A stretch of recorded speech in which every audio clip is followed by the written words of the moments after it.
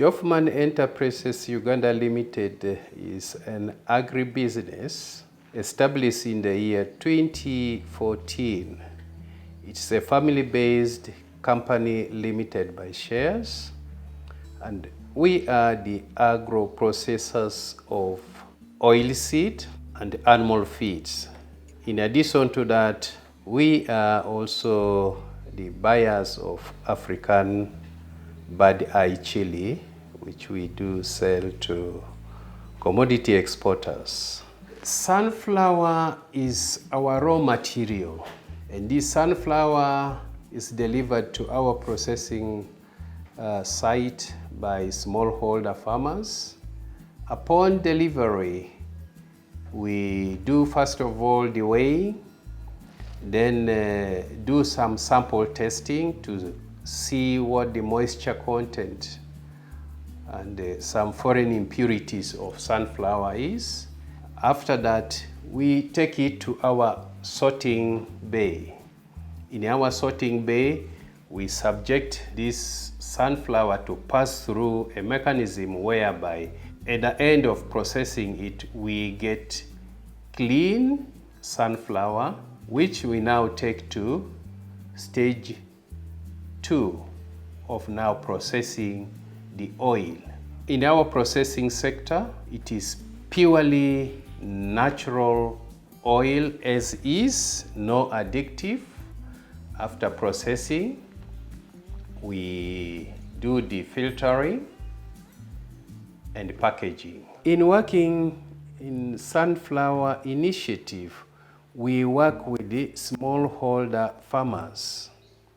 And these smallholder farmers, we have in fact sold our business idea to them, that is integrated sustainable consortium approach.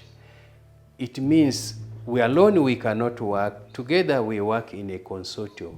We have financial institutions and development partners who are supposed to support now the smallholder farmers through cooperatives and by availing them agro inputs. Then in return, we are ready to buy from the smallholder farmers or cooperatives to process now the final products. We have engaged a total of 22 rural produce organizations. These are primary cooperatives whom we have engaged to produce raw material for our organization.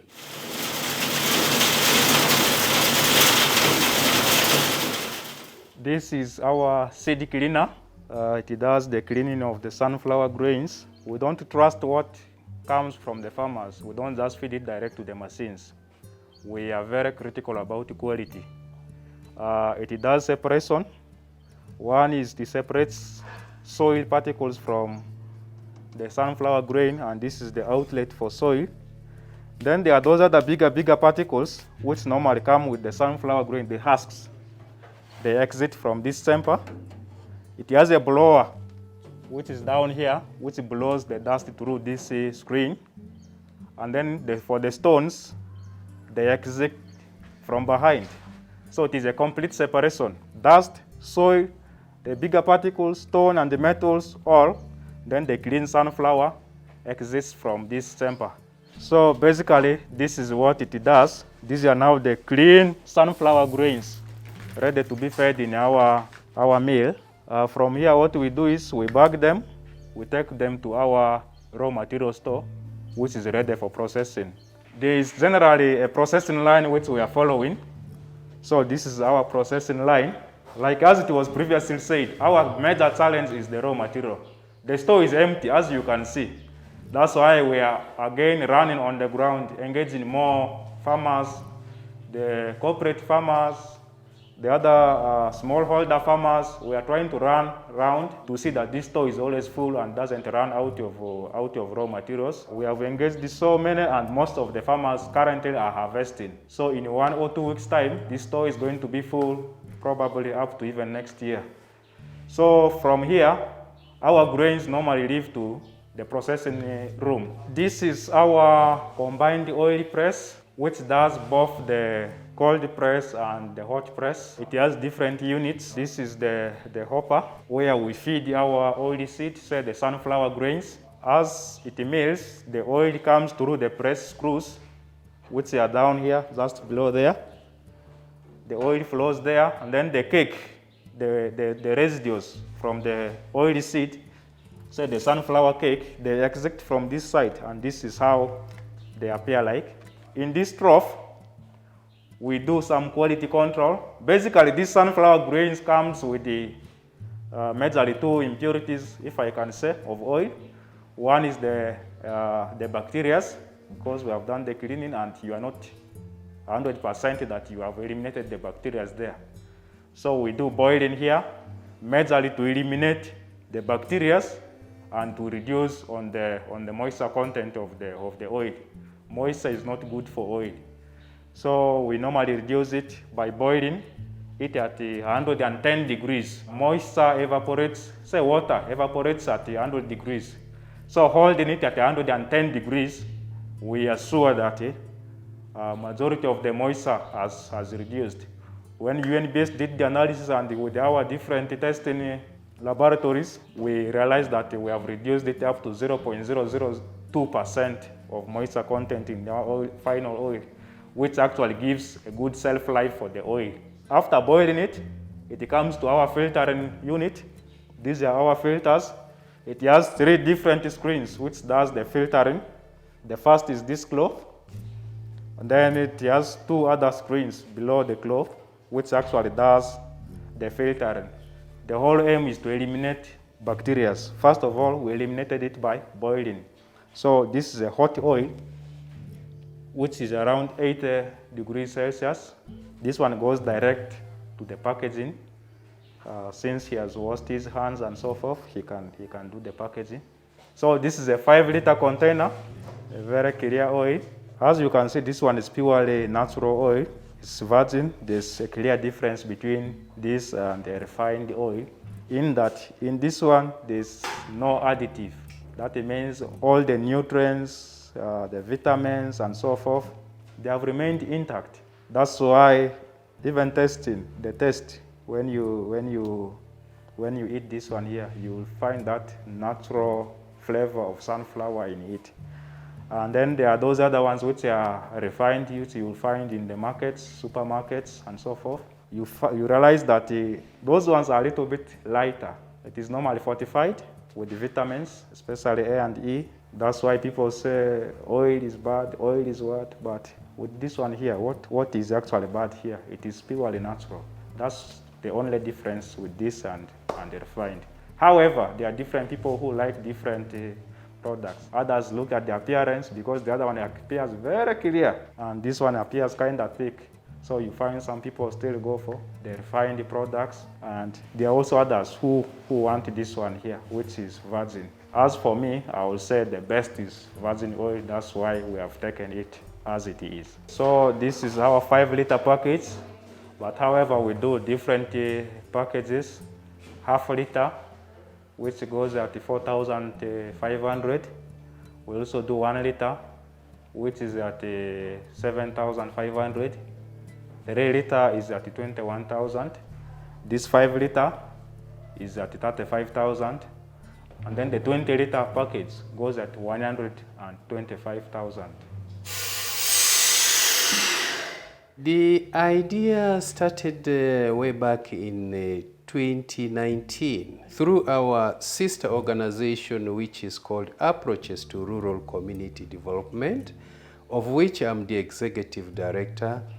We promoted the Government of Uganda project of vegetable oil, VODP2, from 2016 up to 2019. Now, well aware and based on the experience on the ground that most at times, good projects, when once the funding ceases, then the smallholder farmers throw down their towels saying the project has ended. And most at times we have been telling them that no, it is the funding of the project which ended. But the ultimate goal of most of this project is poverty reduction. Has poverty ended? The answer is no. And the missing link has been how to address the sustainability of such projects. And based on that, it is how the concept of establishing an oil mill within the vicinity of the rural producers, so that whatever they produce, they supply to us, we mill, and we get product, as you can see here. In doing so, obviously, the sustainability of oilseed project is at hand, and that is how the idea came about, and you have seen now what we are doing. Speaking of market, is the market for your products there? And what regions do you supply to? Do you stop with the West Nile region, or you also supply to other regions? As far as market is concerned, it is overwhelmed, except that it's only the raw material which is our challenge. Because the sunflower seeds, we depend on hybrid, which is being imported all the way from South Africa, and is very expensive. And as it is a new crop, it is yet coming up. So because of that, we have limitation of raw material. Otherwise, as far as the market is concerned, it is overwhelmed. Locally here, we are unable. Just across, that is DRC, we have so many orders which we are unable to fulfill. But do you have plans to make sure you cater to the market that you have? Yeah, our plan is that we have gone out to engage corporate farmers, because these are either self-employed, government civil servants. They have the financial resources. They have farms. So we have decided to engage them. A case in equation, we have slave farmers. These are organized group of farmers of over 100 members. So we sat down with them, and we brought before them that, yeah, they are middle class.